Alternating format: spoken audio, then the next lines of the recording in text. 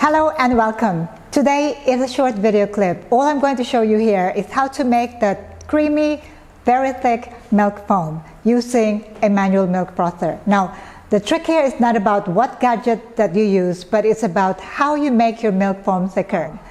Two tips. First, you must make sure your milk is cold, and if you can, the gadgets or the tools that you will use must be also chilled. So for this one, I am going to use a manual milk frother, and you can see it is very cold.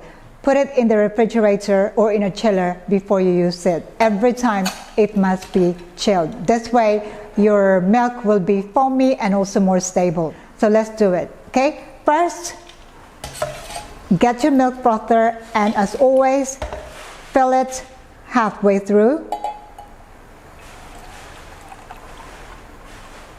Okay, halfway through, and then we are going to use the milk frother pump to pump.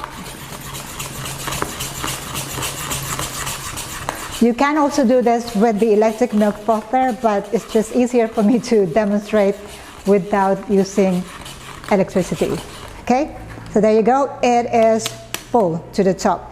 So when I say you put it in a refrigerator or in an ice box, I'm going to show you that I'm going to put it in an ice bath.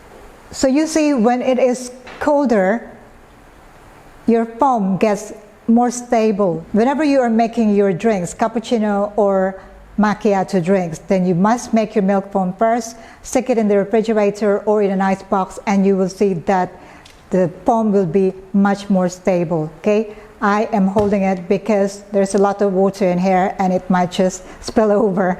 Okay, well anyway, and let's see how it looks like. You can see that very thick foam and really beautiful foam. So if you're going to make a lot of macchiato and cappuccino drinks, you have to first make your milk foam before you make your drinks. So whilst waiting for the foam to stabilize, you are preparing your drink. Okay, so let's have a look after we take it off the ice bath. I'm just going to put it in a glass. Okay, and you can see that very beautiful thick milk foam. Perfect for your cappuccino and macchiato drinks. Okay, there you go. Wow, that looks absolutely perfect.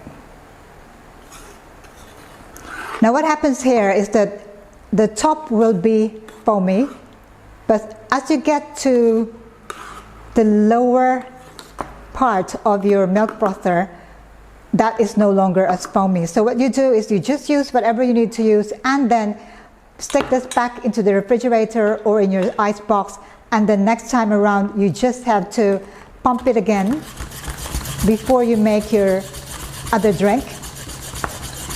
You can keep using this, you can keep making milk foam out of your milk but does not finish. So once again, it gets to that point, and then let's see, I'm going to put this in my ice bath one more time.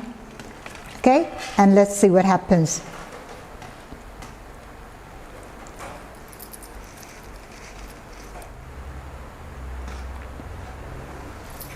Okay, so as you can see, a few minutes into, then your foam gets thicker again.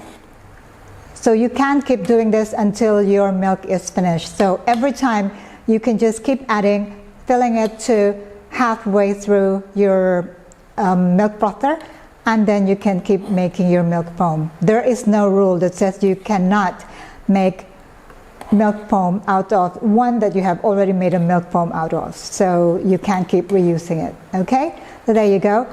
That's my tip for today, and I hope this is useful for you. Well, there you go. For those with milk tea or coffee shops, I hope you find this video tutorial useful. There is no rule that you cannot reuse what is left in your milk frother for your next drink. So you can keep reusing it, and you can keep making milk foam out of the milk that's left over after you have already used the top part of your milk.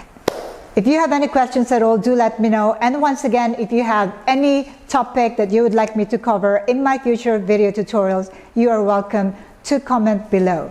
In the meantime, Don't forget to click that subscribe button. Check out my books, All Things Milk Tea and The Basic Barista. Details on how to order in the description box below. Thank you for watching. Ciao for now.